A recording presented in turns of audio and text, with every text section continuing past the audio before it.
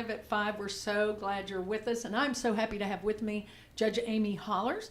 Judge Hollars is with the 13th Judicial District. Correct. And you govern, you're the judge over 7 different counties, is that right? We travel to 7 different counties here in the 13th Judicial District. Wow.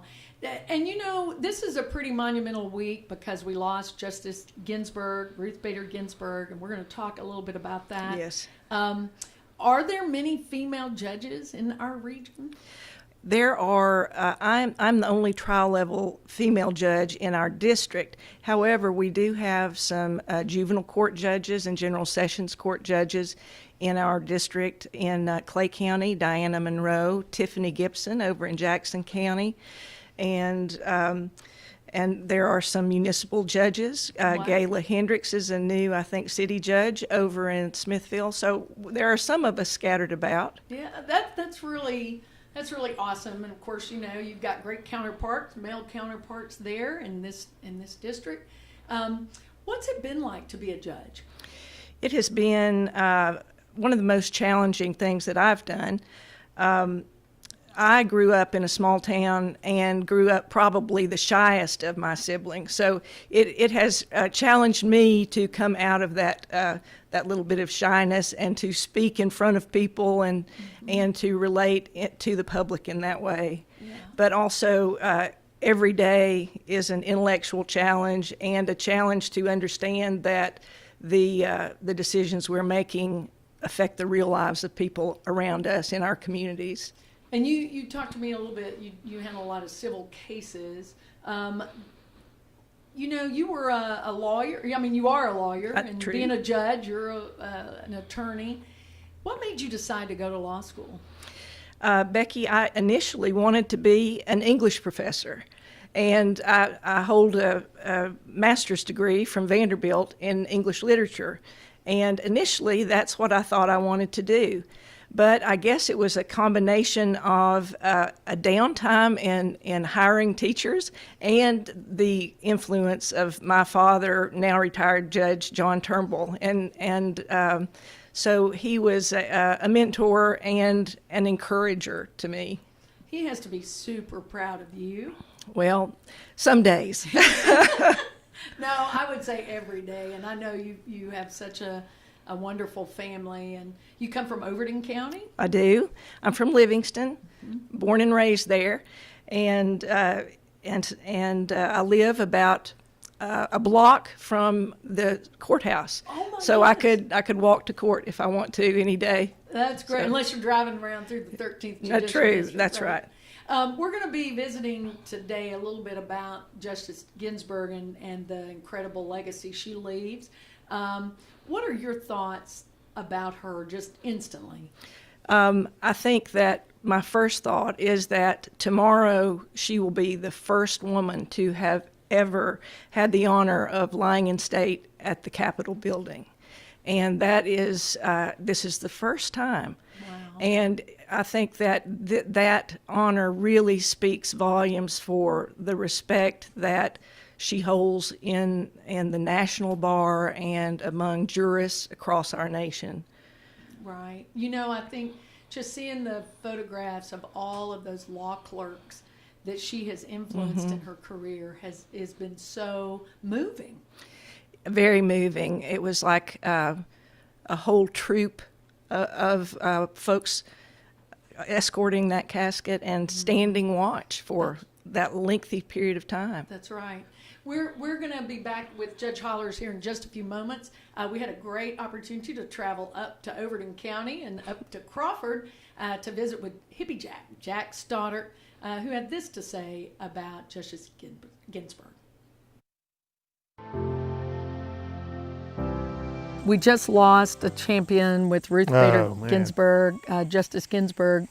I heard on NPR actually that next to Thurgood Marshall, she really lived into we the people, right, and acted to protect the most marginalized. And so, what would you want to say about Chief Justice or Justice Ginsburg? She was one of the champions of fighting the dividing of people. she was one of the people that understood that everyone should be treated with a certain amount of respect and caring and love, and that they had equal needs and that people don't put themselves in awful positions on purpose. They may find themselves in awful positions. That's another story. But we lost a huge champion for regular working people. And I really hope that she can be replaced by someone like-minded. Yeah, who will have that same empathy and compassion. Right. Maybe after the election. Yeah. Really historic week, losing a Supreme Court justice and to lose Ruth Bader Ginsburg.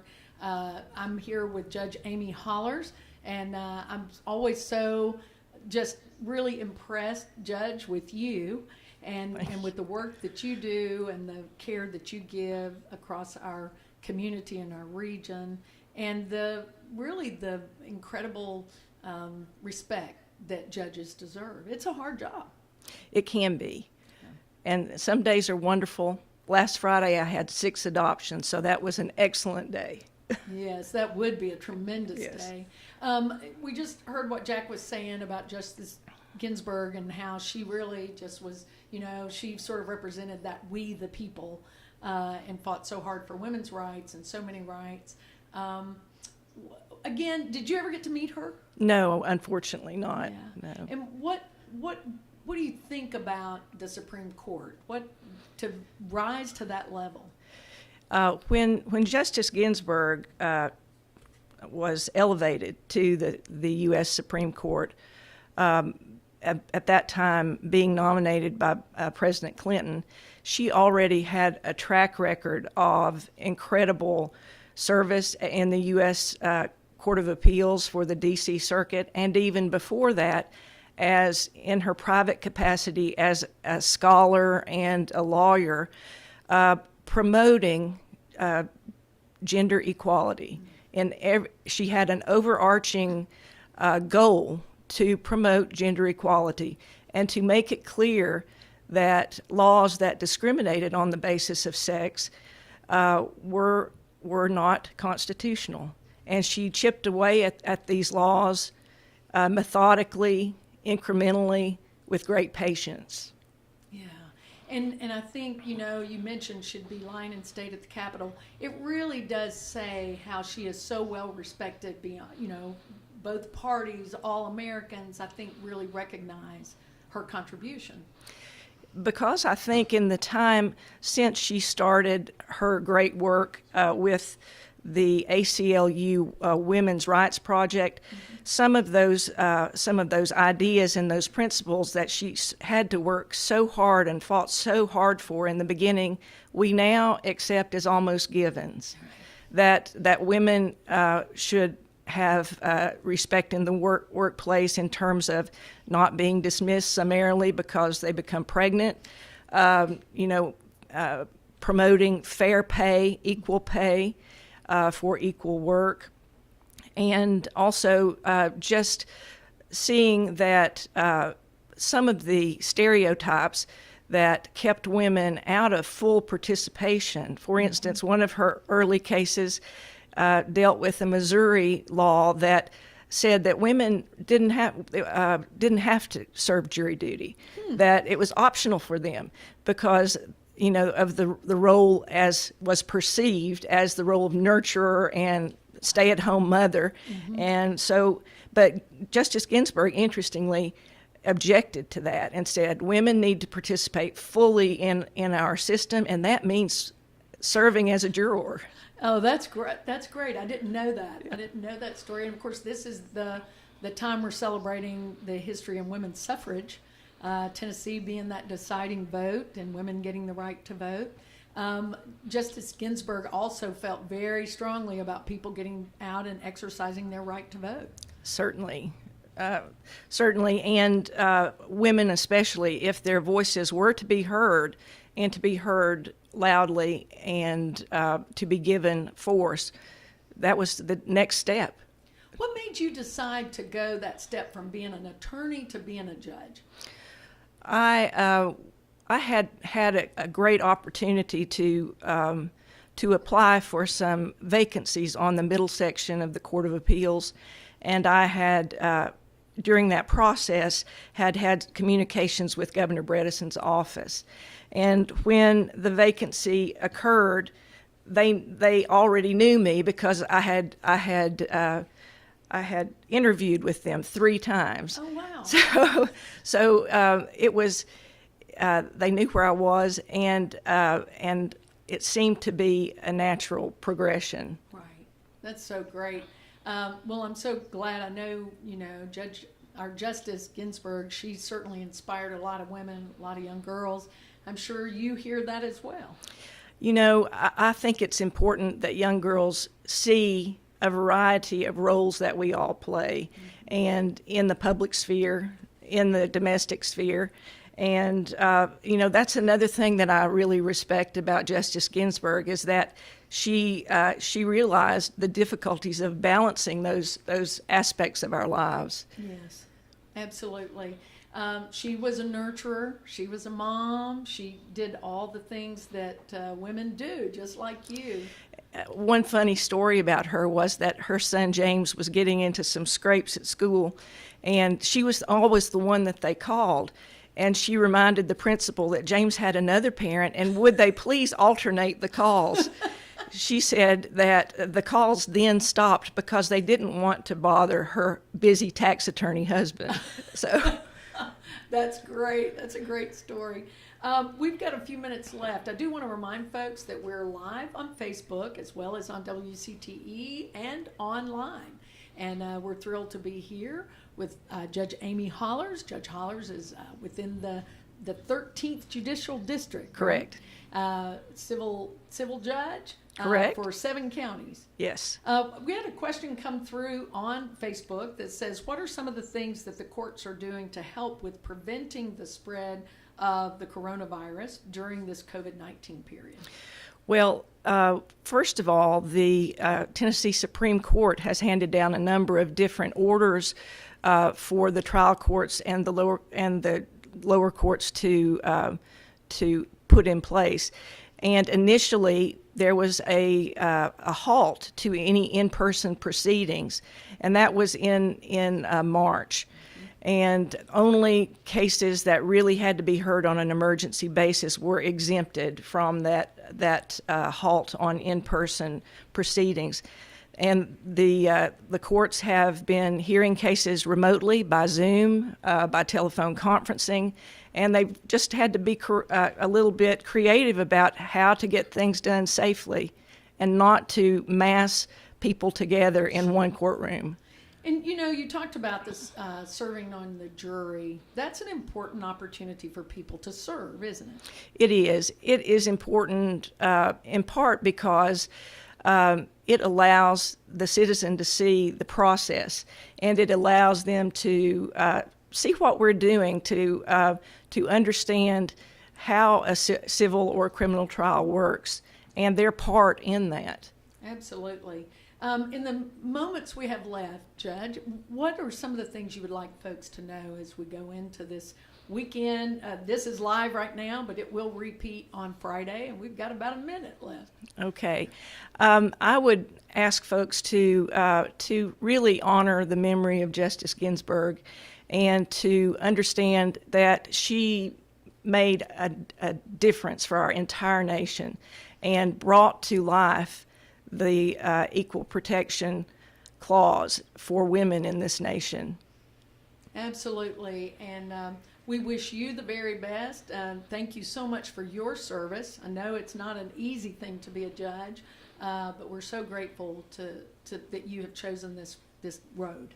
Thank you, Becky. It's been a pleasure being with you. Well, we hope you'll be back. Of course, you're on our board too, and we That's appreciate true. you serving public broadcasting in that way. We're going to be back in just a few moments with Dr. Kathy Bertram, who's going to have some updates about COVID right here in our area. Thank you. Thank you.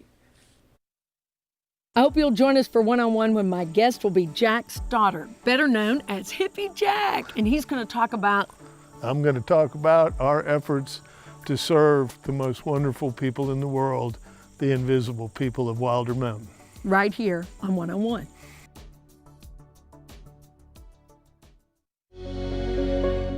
Researchers discovered many patients who died from COVID-19 had formed blood clots. This clotting caused multiple health complications, from organ damage to heart attacks and strokes. One doctor, part of a research team that looked into the cause, says the virus revealed something unexpected. Once the virus was in the lung, it made a beeline to infect blood vessels that are in our lung. We have the first pictures of this virus, the coronavirus, filling up blood vessel cells like a gumball machine. And as they did that, they actually destroyed the function of the blood vessels, leading to blood clotting, leading to other problems in the body, and a reactive it's kind of a situation, an emergency reaction, a panic attack in the blood vessels. To combat this, COVID patients are often given blood thinners. There are many clinical trials evaluating the safety and effectiveness of different blood thinners used in adults diagnosed with COVID-19.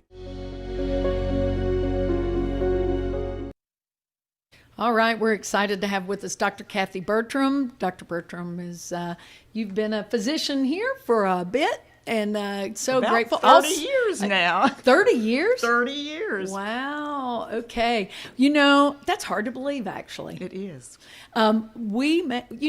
This is kind of an interesting day that we've had a female judge, now we have a female doctor. It's sort of fitting And a with... female CEO. And a female CEO, there you go. It's fitting, though, with Justice Ruth Bader Ginsburg, her passing and all the legacy that she has left. I love your pen you have on your RBG pen. I do. She was a very special person and has been so much for so many in our country. Absolutely. You know what, Kathy? I'm going to pop over here and I'm going to adjust your mic just a little bit because it looks like it's a little high. And you just move right on in just a little bit to that. Okay. We are live, folks. And if you have a question, we're live on Facebook. We're live on WCTE, on air, and on our website. Glad to see some of my female colleagues. Vicki Lawson's watching from East Tennessee, PBS. And we've got folks watching That's from great. all over. So how are things happening here? I know you've done a great job advocating for wearing masks. You came in here with your mask. So did Judge Holler. I wear a mask whenever I'm out. We're 6 feet apart. Right. I would have on my mask right now. It is so important to wear a mask. Absolutely. It protects you and it protects everybody else. And if we'd wear our masks, we wouldn't have the surge that we have now. What do you think is, what are some other things people can do to really stay safe? Well, I really think that we need to stay socially distanced. We've talked about that so much, staying at least 6 feet apart. Something that we're really going to have to start thinking about as it gets colder. Right now we can meet outside, and that's great. But as it gets colder, we've got to think about the ventilation in our buildings, and we've got to have really good ventilation. If that means opening a window, opening a door, that's okay. But we need to work on our air systems so that we'll be safer during the winter months. Are they talking about changing out air filters and They things are. like that? They are. We need more outdoor air coming in and giving us better ventilation. It's really critical. Okay, that's great information, and I hadn't heard that, so I appreciate you sharing that. We've had a question on Facebook about will the flu vaccine be helpful this year? The flu vaccine is extraordinarily helpful this year. It will provide protection against the flu, and you certainly do not want to have COVID and the flu together. That would just be devastating. If you have a light case of COVID, then you get the flu, you are in serious trouble. How do you know the difference in those symptoms, though? Right away, you can't tell the difference in the symptoms that much because you've got a fever, you've got respiratory symptoms. So there are very similar symptoms that would be a problem to tell apart. And so is that why it's important to get tested for COVID? Absolutely. So they've got a respiratory panel now that has COVID and flu and some other respiratory illnesses in one panel. What does that mean, panel? Is that the test? That's the test, yes. Oh, okay. And can you get that at your doctor, or do you have No, to get that? you can't. Do you get it at the health You can department? get it. you can get COVID tested at the health department Okay. and at the fairgrounds here in Putnam County. If you go into the emergency room and you're sick and you go to the emergency room, that's where you can get the panel. Okay, so that's if you're symptomatic. That's if you're All symptomatic. right, we're going to be back with Dr. Kathy Bertram and talk more about our region and how COVID is impacting our region. If you have questions, be sure and send them on Facebook and we'll address it. Thanks for staying tuned to Live at 5. An alarming aspect of COVID-19 is how mild symptoms can suddenly escalate into severe life-threatening problems. When a person has the virus, the immune system is working hard to fight the infection. This can leave the body more vulnerable to lung damage. There's kind of a viral phase when people are sick early and it's relatively mild, but then progress into this inflammatory phase where the immune system that gets revved up against this viral infection goes out of control. And that leads to risk of blood clots. It leads to inflammation in the lungs and a cascade of events that can move on, if not treated early, to scarring and actually causing permanent damage to the lung. Existing health problems such as COPD, asthma, or lung cancer can raise the risk for severe infection. Call your doctor or the American Lung Association helpline at 1-800-LUNG-USA if you have questions about your lung condition and COVID-19.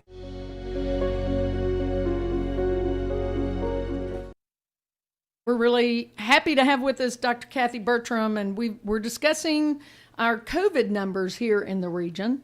Now, Dr. Jim Gray, he works with the Upper Cumberland Medical Society, and he collects quite a few numbers, He right? has been a statistician for our medical society and sends us out information fairly regularly, and he delves into it quite a lot. Yes, and he really covers the whole Upper Cumberland region. He does. It's broader than Putnam the 14 County. county area. Right. And so he put up some numbers recently in a communique that said in the entire region, we've had 128 deaths and 404 hospitalizations. And then in the Chattanooga metro area, I believe he recorded 88 deaths.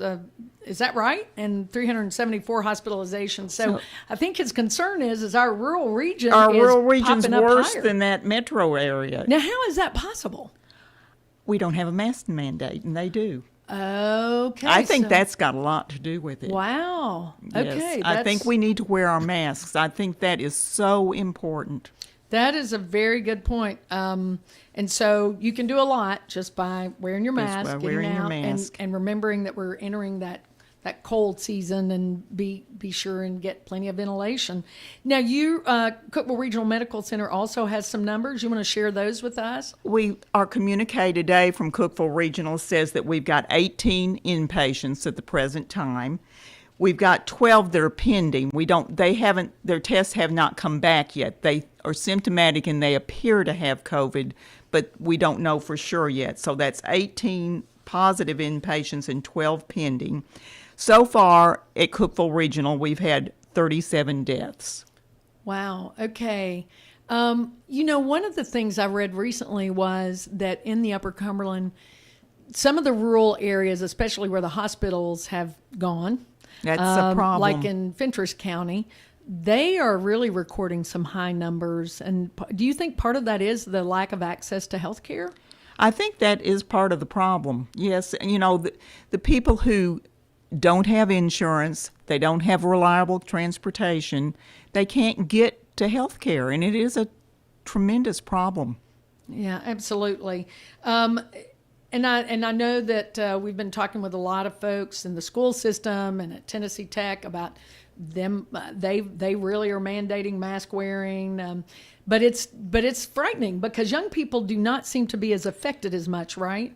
Well, they are affected, I think, more than we've realized in the past because they weren't together in school, and so they have been affected more since school has started.